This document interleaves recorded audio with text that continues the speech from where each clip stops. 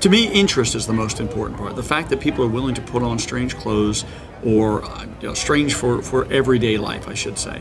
But the fact that they're willing to put on unusual costumes and walk around the streets of Atlanta, number one, just interest alone is enough to make me stand up and applaud. Then you have to start looking at factors like, are they doing it for fun? Are they doing it for admiration? Are they doing it for costume contests? The first part is just sheer attention. They can't walk 20 feet without someone stopping for asking for a photograph. That's like applause to an actor. That's the audience's way of saying, man, you did a great job, and grabbed my attention. Look at the party.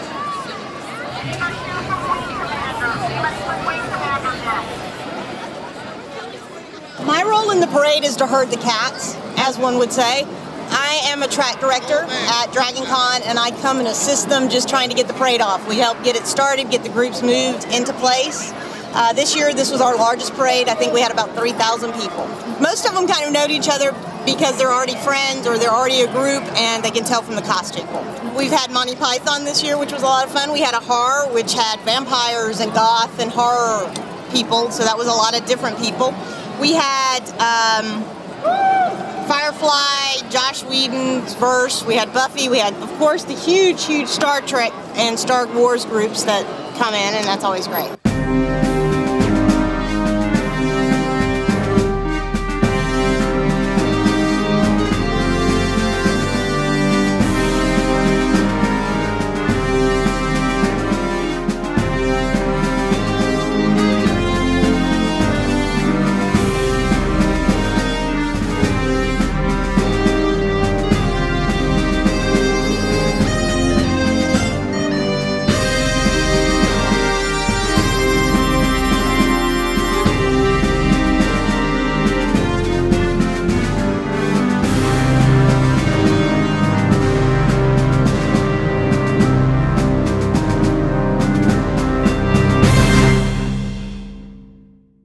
The second part that we really want to look at is sort of paying homage. It's your way of feeling like you're a part of it, but you're also paying a certain homage to the fact that a lot of people came before you and did some great design work, and it's your way of saying, thank you, I want to be a part of it, and since I can't, I want to emulate what's there. I'm Kadash from Final Fantasy Advent Children. I'm a Death Eater. Bellatrix is a Death Eater. This is Tonks, I'm an Aura, I'm one of the good And guys. this looks like Ginny Weasley from Gryffindor House and Luna Lovegood from Ravenclaw House. I'm Fran, she's Chi from Chobits. I'm Momochi Zabuza. My name is Perky God. Gandalf the Grey. I'm Mike, and this is John, and we're a couple dicks in a box. Yes. I'm Sally from Nightmare Before Christmas. I am Jim. Captain Sosuke Aizen. Nymphs from Avalon. Speedy from Teen Titans. I'm dressed as Ty Lee from Avatar, The Last Airbender. I am Amri Sakura from Naruto. Solion, which is a Lion of the Sun. Fucking awesome elf. No Face, made it a female one. I am dressed up as Haku from Naruto. I'm Katara from Avatar, The Last Airbender. Who do we have? I'm an Amazon. And I'm Yazu from Final Fantasy Advent Children. I'm a Slacker Ravenclaw. My name is Mad-Eye Moody. I'm the Wampin Willow. Serenity is the 10th character. Of course, I'm a Neko, anime kitten. He is a bounty hunter. The Blood Elf from World of Warcraft. I'm a gangster Jody LaForge. I'm Baxter Stampede off an anime show called Trigun. I'm Ichiko Kurosaki. I've come as an Aura from Harry Potter. We're not anyone specific. The third part of it, in some respect, is just the sheer creative nature of costuming. I think it's the fact that people really like a creative outlet. We'll do costume panels with professionals that will talk about the things they've seen done right and or wrong. We'll talk about presentation, about what makes a good hallway costume. You know, the things you need to think about when you're designing a costume.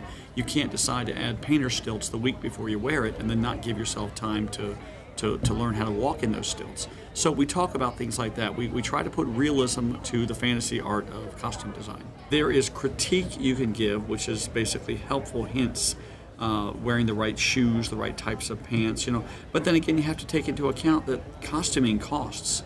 And the more involved you get into it, the more expensive it is, whether it's makeup or fabric. And there are as many mistakes as you make as there are successes, and the mistakes cost as well. So you learn from your mistakes, but it's a costly process. So for those people who criticize others, my first thought is, before you jump somebody else's concept, you need to walk a mile in their shoes. You need to design that costume, and my challenge is do it better. Everyone works in a different medium, whether you work in fabric or mashed potatoes. It makes no difference. It's the idea that you have a creative outlet that you can take all your energy, your design, your creativity, your mentality, your intelligence, and you can throw it together into either creating your own design or just a really good recreation of something you've seen. This is made from a black leotard, animal gloves, false nails that I just put on the gloves. This is actually a boa. All the fur that you see, it's actually several boas that you have to trim, you have to cut, you have to hem up, and then you just attach them to the costume where you want. The boots are bald and the tail is bald. It's a paintball mask. This used to be a breathing mask hose. You get the hose off, attached to the costume. It also has a breathing applicator in the back, gun holster. Most of this is actually made from car mats. We own a productions company, Katie Cabone Productions. We both manufacture costume accessories, and any related products. Saw the movie Farewell My Concubine and decided I wanted those costumes. It's a movie about Chinese opera. And at first I was like, this is ridiculous. How am I going to find these things? Then I went on eBay and there they were, so I started ordering them. My first time sewing a one-piece bodysuit. I consider myself a costumer. I like to make the costumes. I don't really get into the role-playing aspect of it too much. I like the attention, getting my photos taken. I enjoy creating the costumes and getting to showcase my work. Well, okay, because this is a basic ninja's costume. You don't, go and blow a crap load of money on this. But with the making, we had 3 different vests we went through because we had patterns. And sometimes the fabric just didn't want to work with the pattern, and it was excruciatingly annoying. In 2003, I just bought my outfits, and pieced them together, whereas now I'm sewing them and spending more time and money on them. We like trying to be creative, and we enjoy making our costumes. It's my wife, she made her door outfit.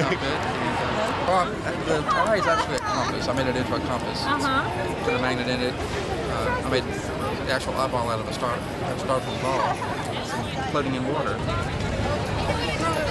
I have fans in the helmet, 3 fans, a cold pack on top of the helmet, and then I have 3 cold packs inside the suit. So the military officers, they send over to Iraq, they have these vests that has cold packs in them, keep them cool under their BDUs. So I was like, hey, that's a good idea. That fit under costumes, and it's proven quite well. I bought my coveralls on the internet, and I bought a patch in the dealer's room. It really wasn't that complicated. The vest is Goodwill, so maybe 50 cents. The pants were 50 cents at Goodwill. We just whacked them off. The shirt is probably the most expensive thing I got at a Ren Fair, so that was like a $60 shirt. But I make the ears and the feet. Oh gosh, we need another one of these, and you just add more and more to it, and you don't use some things you think you're going to use. I found this stick on the ground. Yeah, it's a feat of engineering from here, and then there's a whole bunch of stuff underneath the breastplate that we had to tie. Yeah, because there's a heaviness issue. Linen shirt imported from Tibet. Mostly just pretty straightforward. This is a dragon scale vinyl that I found in the costume, and this is leather.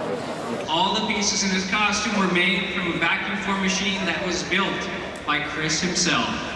Over 30 custom molds were made for the plastic pieces. The entire suit weighs 50 pounds.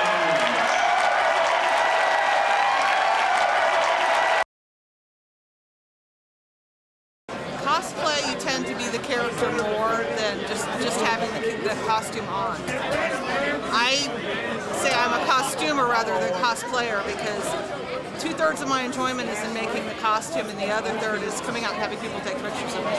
Cosplayers are people who are emulating a particular character. I emulate this particular character a little bit, but it's mostly to show a lot of the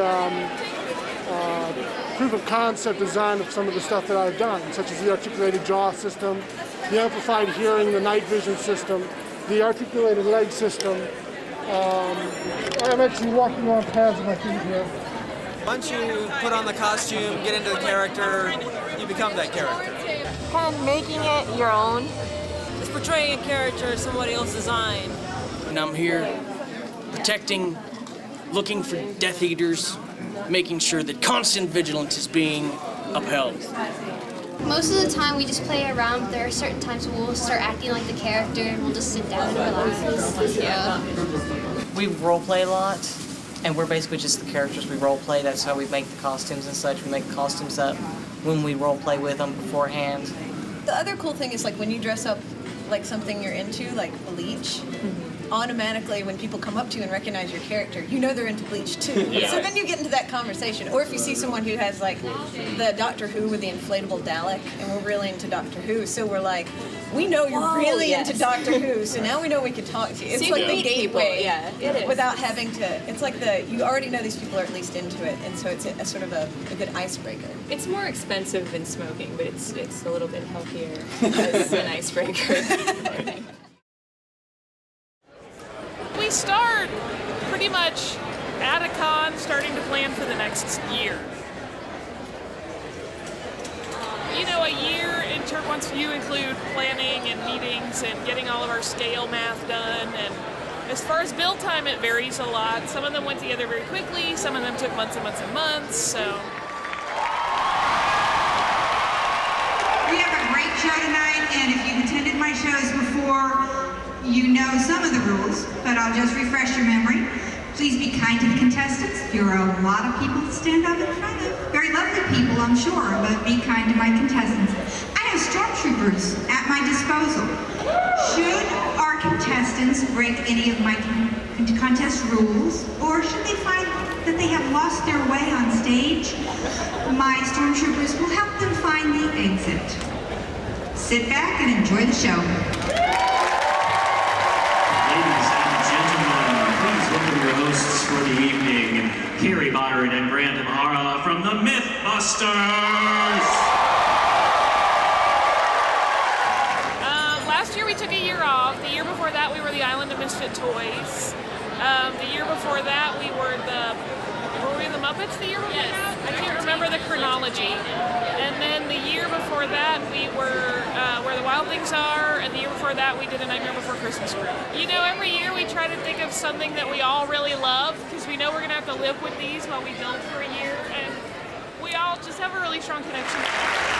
And congratulations to all of our contestants in the children's division. Well done.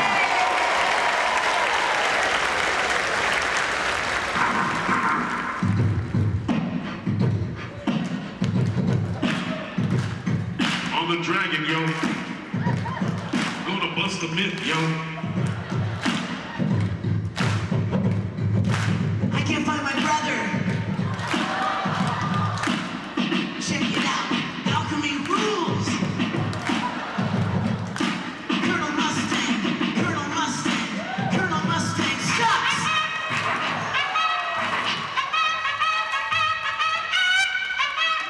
Let's bust the myth, yo. Yeah.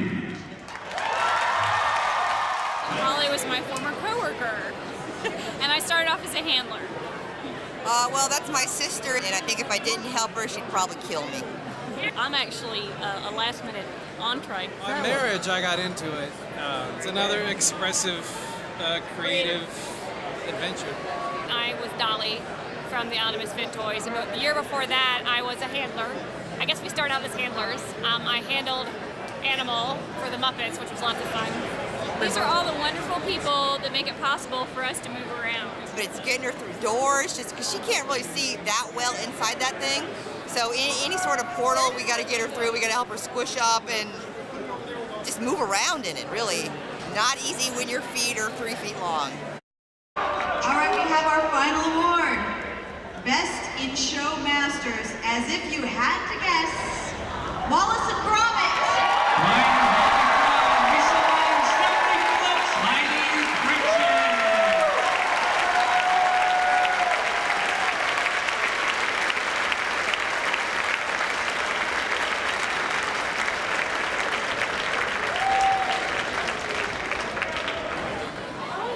You just get the bug. I mean, I'm not going to get a sewing machine and start small, but they've got me really interested in it already. I just have fun doing it. I mean, I don't know, I guess it's like being a kid for a few hours. Some people dress up, paint their bodies, go to sporting events. Some people dress up, paint their bodies, come to conventions. Wasted.